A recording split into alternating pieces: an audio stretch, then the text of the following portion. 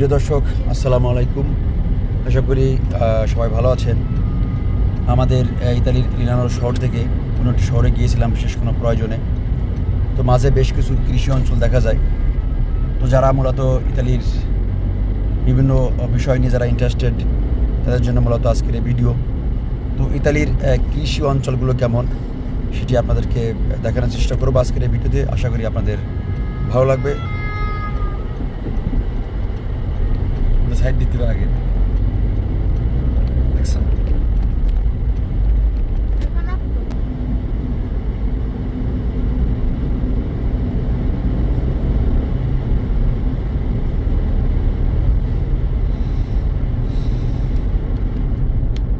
যে রাস্তাঘাটগুলো আপনারা দেখতে পাচ্ছেন, এটি ইটালির সবচেয়ে নিম্নমানের একটি রাস্তা।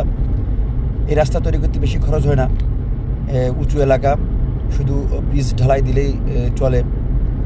বাংলাদেশে রাস্তা করতে হলে তো জানেন সবাই, মাটি কাটতে হয়, উঁচু করতে হয়। কিন্তু এদেশে এরকম কোনো অপশন নেই বললেই চলে, কারণ উঁচু এলাকা। এখন ইটালিতে মূলত, যদিও বসন্তকাল না, কিন্তু বসন্তকালের মতো চলছে। ফুলে ফলে ভরে গিয়েছে, চারিদিকে শুধু ফুলের সমারোহ, ফুলের গন্ধ, ফুলের সুবাস। ইটালিতে মূলত গম, ভুট্টার চাষ বেশি হয়ে থাকে। ইতালিতে ধান চাষ হয় না বললেই চলে। তবে ইটালিতে প্রচুর পরিমাণে সবজি চাষ হয়ে থাকে এবং ফলমূল হয়ে থাকে।